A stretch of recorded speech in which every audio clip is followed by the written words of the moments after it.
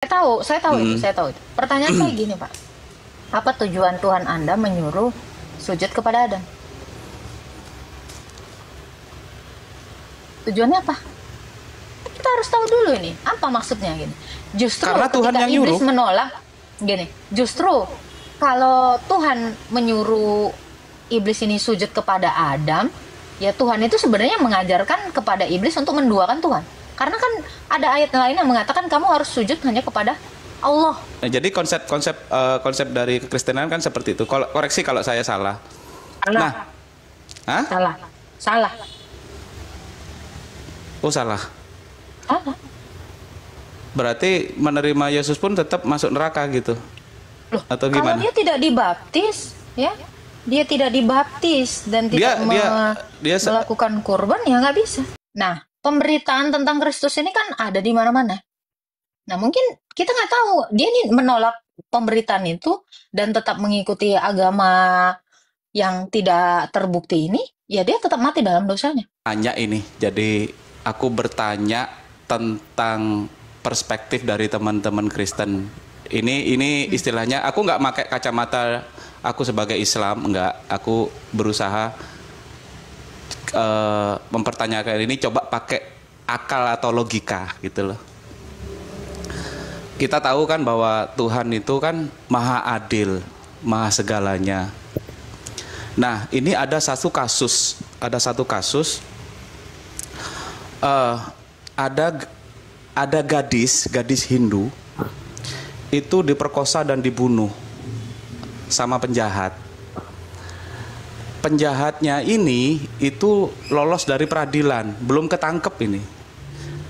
Namanya juga penjahat, dia sebelumnya nggak mengenal Tuhan gitu loh. Nah, suatu saat dia itu akhirnya sebelum ajal penjahatnya ini, dia sempat mengucapkan bahwa dia itu percaya sama Tuhan Yesus.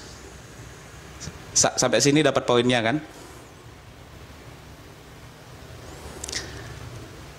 Nah, Lanjut. yang saya tanyakan, yang saya tahu, ketika orang itu menerima Yesus sebagai juru selamat, maka dia bakal selamat. Jadi konsep dari kekristenan kan seperti itu. Koreksi kalau saya salah. Salah. Nah, hah? Salah. Salah. Oh salah. Salah. Berarti menerima Yesus pun tetap masuk neraka gitu? Loh, Atau kalau gimana? dia tidak dibaptis, ya, dia tidak dibaptis dan tidak Dia melakukan kurban, ya nggak bisa. Ya, dia sudah menerima Kristen dan sudah dibaptis. Karena dia lolos dari peradilan, tapi dia menyembunyikan kasusnya dia itu sampai dia ajal menjemput. Tapi dia sebelumnya sudah menerima Yesus juru selamat. Nah, yang saya tanyakan, bagaimana dengan nasib gadis Hindu ini? Karena yang saya tahu dari teman-teman Kristen, kalau belum mengenal Yesus, berarti dia belum terselamatkan. Sedangkan gadis Hindu ini, dia itu matinya dengan cara diperkosa dan dibunuh sama penjahat ini gitu. Nah, cara menginterpretasikan atribut Tuhan yang maha adil dalam kasus ini menurut perspektif orang Kristen itu gimana? Itu yang saya tanyakan. Orang yang Kan memperkosa ini sudah bertobat dan dibaptis. sudah sampai tua dia sudah menerima Kristen dan dia itu Menerima Kristus, Pak, bukan menerima Kristen. Cuman pula dia. ya menerima menerima Kristus, menerima Yesus jadi juru selamat, dan meninggal itu udah tua gitu. Tuh. Kalau dia sudah dibaptis dan dia bertobat, dia pasti diselamatkan. Dan orang-orang yang tidak menerima Kristus, ya, contoh seperti yang Bapak bilang ini. Nah, pemberitaan tentang Kristus ini kan ada di mana-mana. Nah, mungkin kita nggak tahu dia ini menolak pemberitaan itu dan tetap mengikuti agama yang tidak terbukti ini, ya dia tetap mati dalam dosanya. Berarti gadis ini karena dia lahir di lingkungan Hindu dan belum pernah dia mengenal Yesus karena nggak ada pemberitaan. Oh, karena nggak ada Berarti- pemberitaan, ya beda kasusnya. Nah, untuk orang-orang yang seperti itu, dia akan dihakimi sesuai dengan perbuatannya, hati nuraninya. Sebab ada Taurat di dalam dirinya. Jadi kita kan nggak pernah tahu. Nah, Bapak kan berbicara dari perspektif Bapak. Bapak kan nggak tahu di belakang itu dia seperti apa. Kita nggak ada yang tahu kan.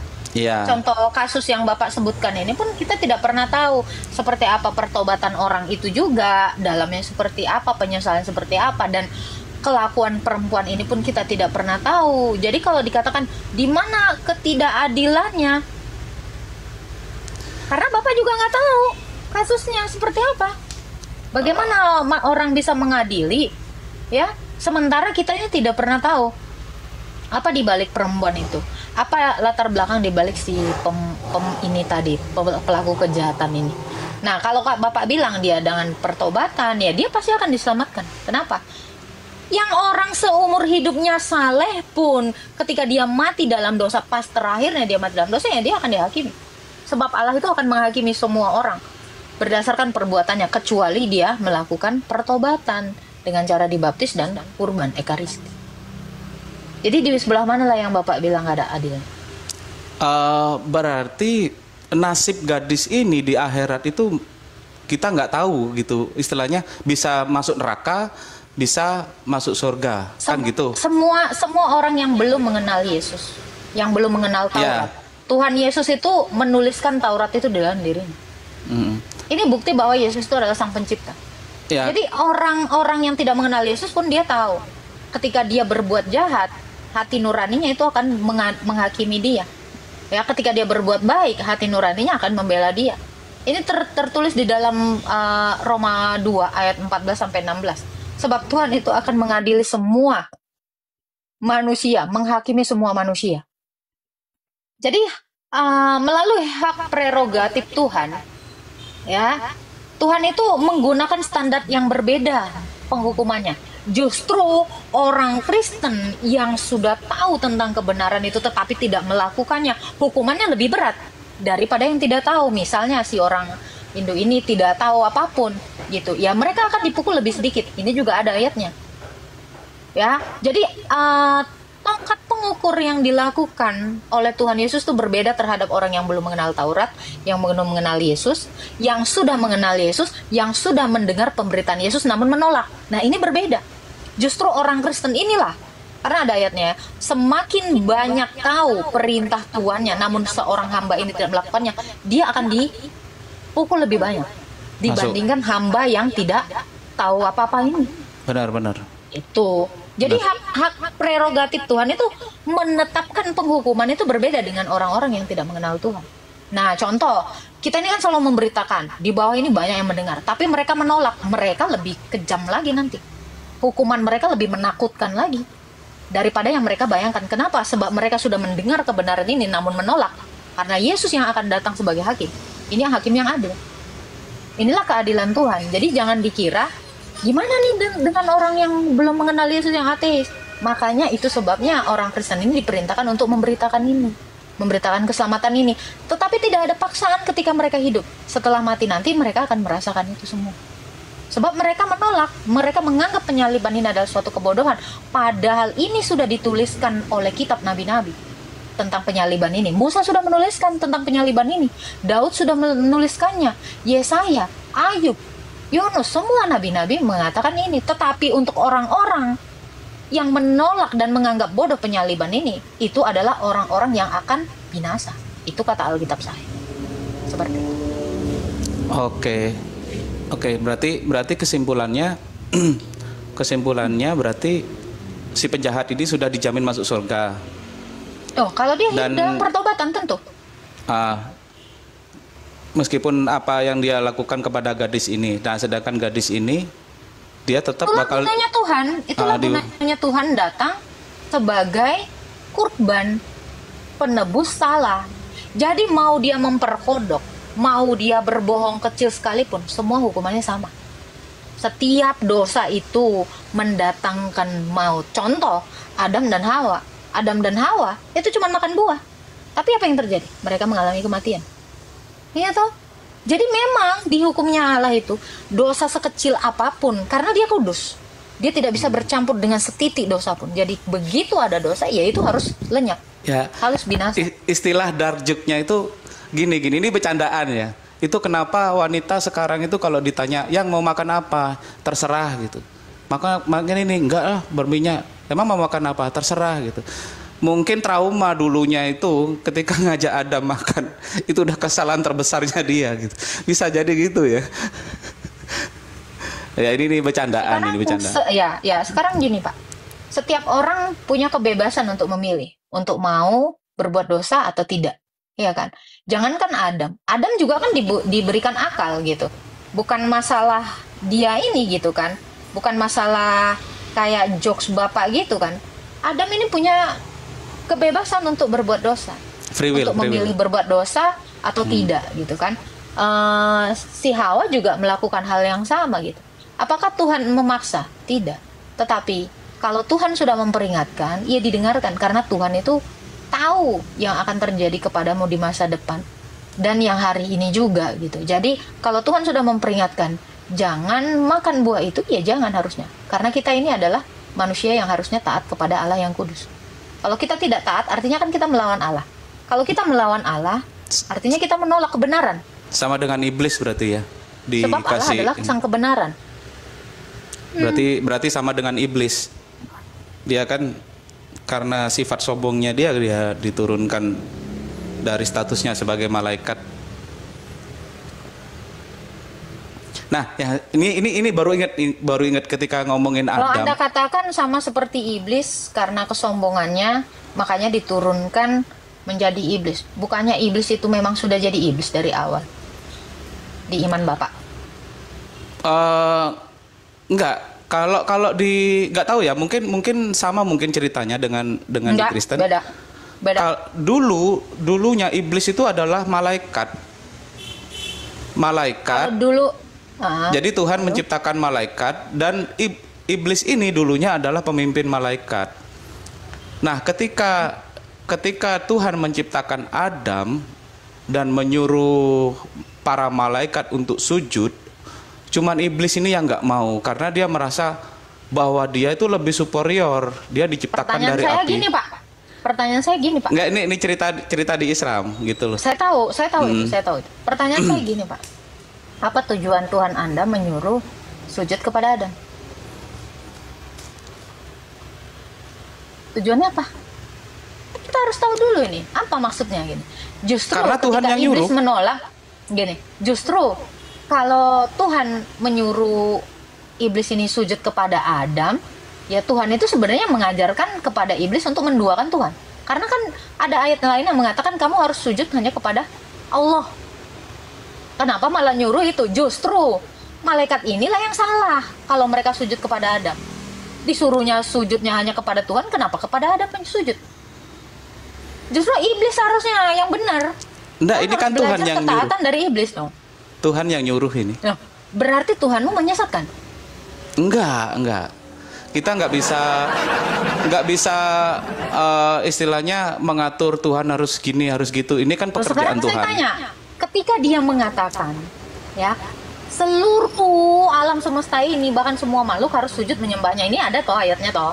Ada. Loh kenapa tiba-tiba dia menduakan dirinya dengan cara mengatakan seperti itu, memerintahkan seperti itu, kan gak nyambung. Dia nyuruh A tapi dia suruh melanggar perintah yang A. Nggak tahu logikanya di mana? Katanya mau pakai logika. Saya sih pakai logika nih. Nah, gini. Itu kan Tuhan yang nyuruh. Itu untuk menunjukkan bahwa itu kebesaran Tuhan kepada makhluknya. Menunjukkan bahwa kebesaran Tuhan kok dengan cara menyembah yang lain ciptaan. Harusnya bukan menyembah dong. Bukan menyembah, sujud. Ya, taruhlah mensujutinya gitu. Ngapain mensujuti sesama ciptaan? Di mana dalilnya boleh memerintahkan untuk mensujuti ciptaan juga?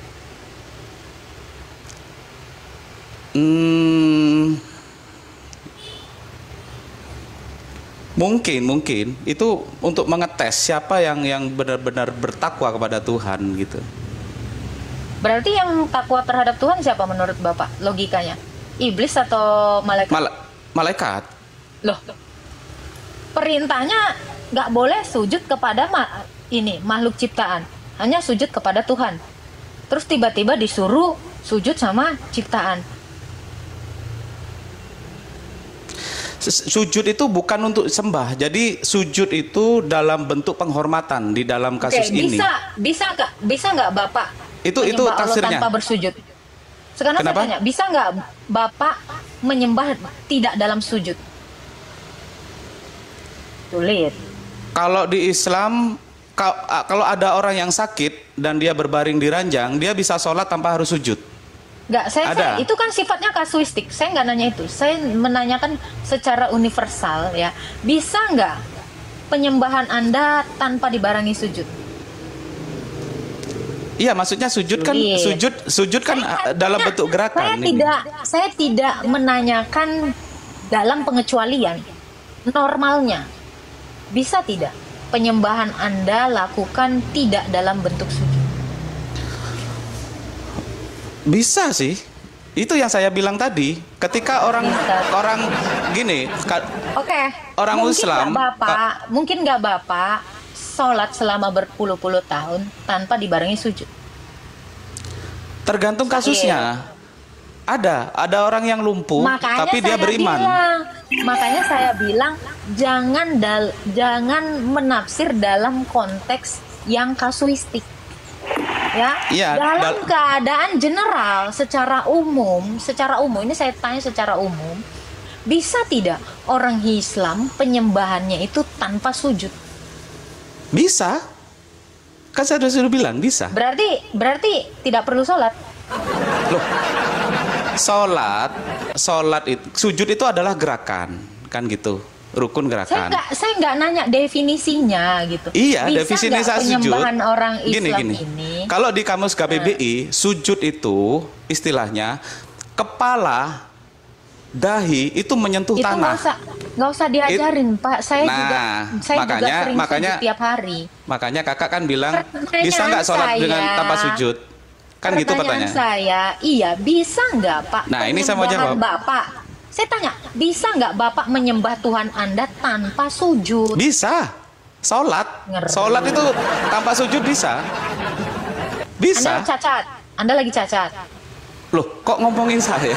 Makanya saya bilang secara umum. Kalau Pak, saya pakai normal, logika. ya Bentar, saya normal. bentar. Ya, Gini, Anda saya jelaskan normal. dulu. Saya normal Bentar, kalau sholat. ini makanya kamu sabar, makanya kamu tangkap karena kamu bawa saya pakai logika. Saya mau pakai logika.